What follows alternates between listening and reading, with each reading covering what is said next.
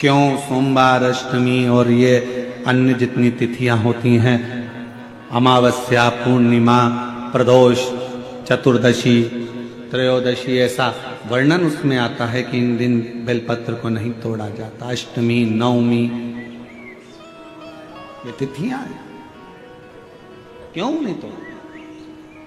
इसलिए क्या कारण है कि इन तिथियों पर बेलपत्र को नहीं तोड़ा जाता? तो कहा, जब हम रोज बेलपत्र को जल चढ़ाते हैं, शंकर की आराधना करते हैं, तो बेलपत्र के वृक्ष के नीचे बैठकर देवता भी हमारे कल्याण की कामना करते हैं।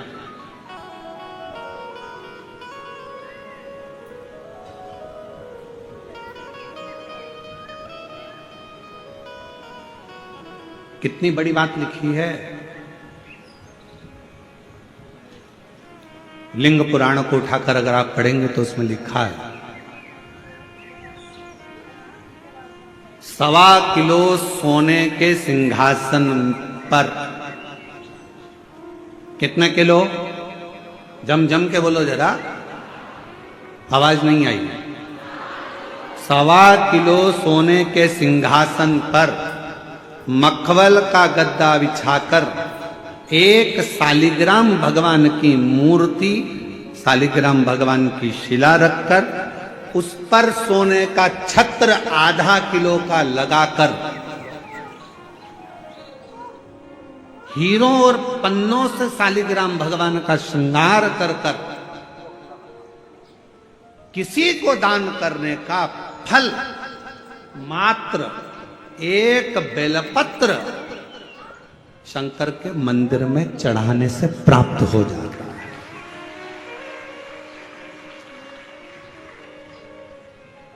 कितने किलो सोने का सिंहासन? बोलो बोलो, जम के बोलो जरा। 1.25 किलो। छत्र कितने का? 0.5 किलो। हीरे, रतन, माणिक, मोती, सोने से जड़े हुए शालिग्राम भगवान को सिंहासन पर रखकर दान करने का जो पुण्य होता है, 1000 अश्वमेध यज्ञ का बराबर का जो पुण्य होता है, हजारों सर्वोत्तम यज्ञ करने का जो पुण्य होता है, सोम यज्ञ करने का जो पुण्य होता है, वो एक बेलपत्र शंकर भगवान को चढ़ाकर भगवान शिव को अर्पित करने से प्राप्त हो जाता है। और ऐसा यज्ञ का फल मेरा विश्वास करता है, मेरे छत्तीसगढ़ वासियों के लिए, मेरे संपूर्ण देशवासियों के लिए, मेरे संपूर्ण विश्व में रहने वाले शिव भक्तों के लिए, ये मेरा दिल कहता है कि इतना बड़ा दान मेरा मन करता है कि आप सब हफ्ते में कम से कम एक दिन ऐसा आता होगा कि आप भी एक बेलपत्र शंकर को चढ़ाते होगे, तो समझ लेना कि आपने भी अश्वमेध यज्ञ, सोम यज्ञ और स्वर्ण सिंहासन, स्वर्ण छत्र का दान अपने जीवन में कर लिया।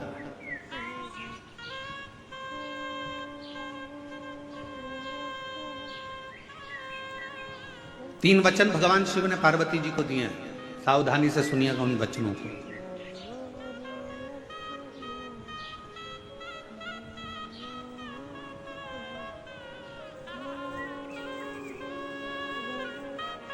दो वचन तो काशी के हैं और एक वचन अमरनाथ की गुफा का। 3 वचन मेरे भगवान शंकर ने पार्वती जी को दिए हैं, जिसमें से 2 वचन काशी के हैं कि काशी में शंकर भगवान से पार्वती जी कहती हैं, जिस पति पत्नी में आपस में झगड़ा हो उसमें प्रेम बढ़े, ये वचन दीजिए। शिव जी ने वचन दिया, पति पत्नी अगर झगड़ा करेंगे तो उनमें आपस में प्रेम बढ़ेगा। झगड़ा करने के बाद प्रेम बढ़ता है, स्नेह बढ़ता है। दूसरा वचन दीजिए, काशी में अगर कोई मरेगा तो उसको गुरु मंत्र तुम्हें देना पड़ेगा, तारण मंत्र तुमको देना पड़ेगा। शंकर भगवान ने वचन दिया कि काशी के अंदर अगर कोई मरेगा तो उसको तारण मंत्र में दूंगा, तारक मंत्र में दूंगा। और अमरनाथ की गुफा में तीसरे नंबर का वचन भगवान शंकर ने दिया, शिव जी ने दिया, बाबा जग कल्याण के लिए एक वचन चाहिए। क्या? भूल से भी अगर कोई एक बेलपत्र का स्पर्श मात्र कर ले, स्पर्श मात्र कर ले, अगर भूल से भी अगर कोई बेलपत्र को छू ले या बेलपत्र का स्पर्श कर कर आपकी आराधना में या किसी को दान में दे दे, तो वो संसार सागर में दूसरी बार जन्म ना ले, वो आपके धाम में जाकर विराज ले। वचन दीजिए। पुनरपि जननम पुनरपि मरणम के प्रपंच से छुड़ा देता है एक बेलपत्र का पौधा।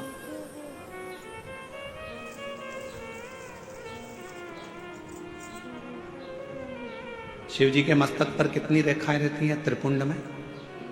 आवाज दो, आवाज आवाज नहीं है। तीन रेखा मेरे भगवान शंकर के मस्तक पर है। उन तीन रेखाओं में एक एक रेखा में 9 देवता विराजमान।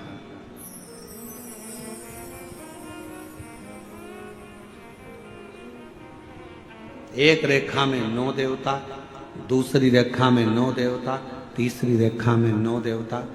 ऐसे शिव जी की त्रिपुंड रेखाओं में 27 देवताओं का।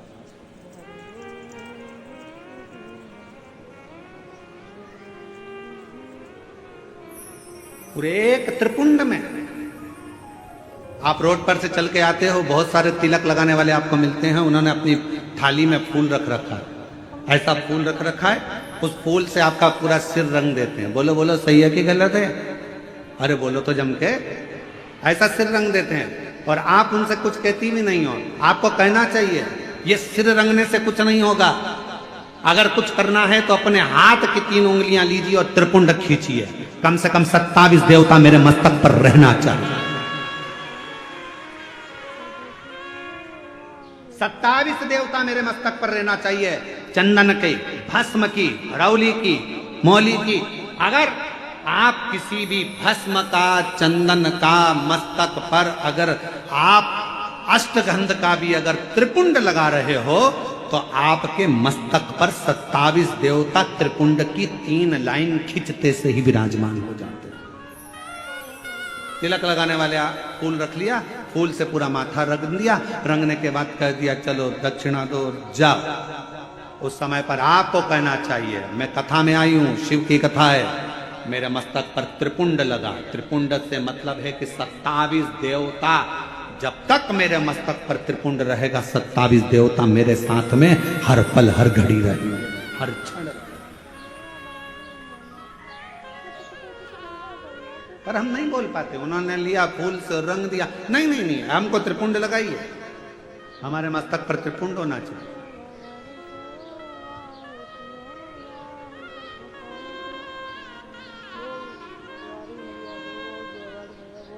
शिव जी के मंदिर जा रहे हो, भगवान शंकर का जल है, उसको भी मस्तक पर त्रिपुंड के भाव से लगा सकते। भस्म है, भाव से लगा सकते। और यदि कुछ भी ना लगा सको तो फिर एक काम करो, शंकर के मंदिर में जब जाओ, झुककर जब प्रणाम करो तो अपना मस्तक शिव के चरणों में झुककर प्रणाम करोगे तो जो शिव भक्त आएंगे उनके चरण की रज आपके जब मस्तक पर लगेगी तो आपका कल्याण कर देगी, आपका उद्धार कर देगी, कल्याण कर देगी।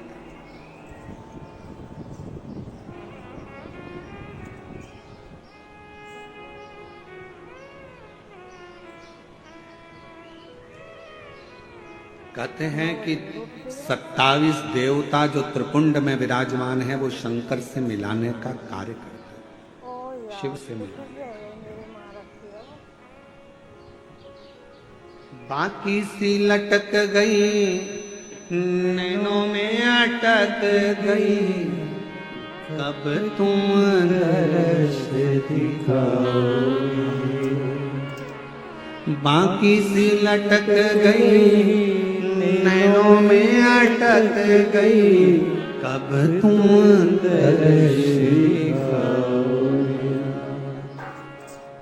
हिचक्याना रुके भोलेनाथ, मने थारी याद सतावे। ओ काशी के भोलेनाथ, मने थारी याद सतावे। या याद सतावे रुदन आवे, याद सतावे रुदन आवे, याद सतावे। ओ काशी के भोलेनाथ मरे थरिया सतावे, ओ काशी के भोलेनाथ मरे थरिया सतावे। हिच क्या ना रोके भोलेनाथ, हिच क्या ना रोके भोलेनाथ मने हरिया सतावे। ओ काशी के भोलेनाथ मने हरिया सतावे। आप उसको जब मस्तक पर त्रिपुंड में 3 रेखाओं में जब 27 देवता विराजमान हो जाते हैं तो वो शिव से मिलाने का कार्य, शिव से। कितना सुंदर एक व्याख्यान आया ब्रह्मा जी का। ब्रह्मा जी जब झूठ बोल दिए और झूठ बोले तो भगवान शंकर को क्रोध आ गया।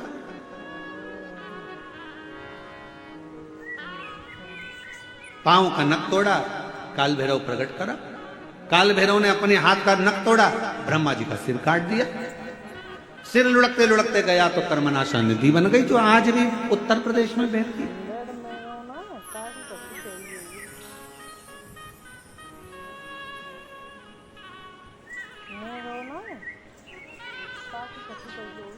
निवेदन करा भगवान विष्णु ने भगवान शिव जी से, बाबा ब्रह्मा जी का सिर कटा है, ये कटा हुआ सिर ना जाने कहां जाएगा, आप कृपा कर कर इसको बट वृक्ष बना दीजिए।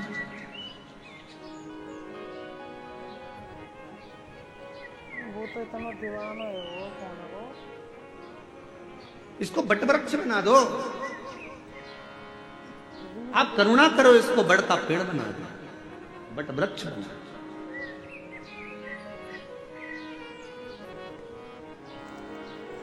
शिव जी ने भगवान नारायण की बात सुनकर ब्रह्मा जी के कटे हुए सिर को बड़ का पेड़ बना दिया। शंकर भगवान उसी बड़ के पेड़ के नीचे विराजमान हो गए। शिव जी का नाम बटकेश्वर महादेव। बटकेश्वर महादेव एक नाम शंकर जी का ऐसा है जो व्यक्ति के कर्जे को समाप्त करे।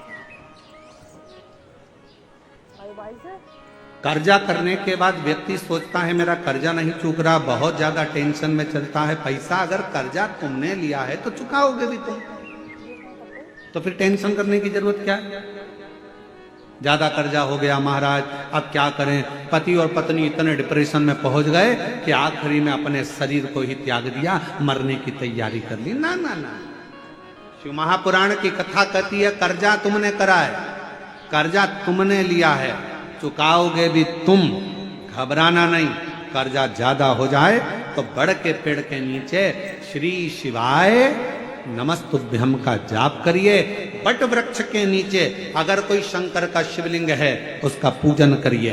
बट वृक्ष के नीचे कोई भगवान शंकर का अंश अवतार श्री हनुमान जी महाराज भी अगर किसी बट वृक्ष के नीचे विराजमान है उसका स्मरण करिए। शंकर का ही अंश स्वरूप आद्य शक्ति दुर्गा भवानी भी अगर बट वृक्ष के नीचे आद्य शक्ति भी बैठी हुई है तो उसका भी स्मरण करिए।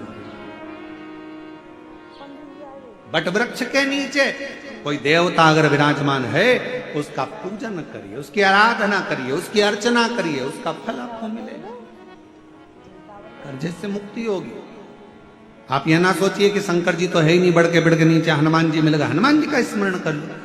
देवी जी मिल गई, देवी जी का स्मरण कर लो। शिव जी मिल गए, शिव जी का। सब एक। शिव महापुराण की कथा किसी देवता को तोड़ना नहीं बताती कि राम अलग हैं, कि कृष्ण अलग हैं, कि शंकर अलग हैं, कि देवी अलग है, कि देवता अलग है। शिव महापुराण की कथा कहती है सब में शिवोहम शिवोहम शिवोहम, सब में शिव समाया है। कथा वाचने वाला भी शिवमय और कथा सुनने वाला भी शिवमय होता है, कथा करवाने वाला भी शिवमय होता है। कहीं शिव से परे कुछ भी नहीं।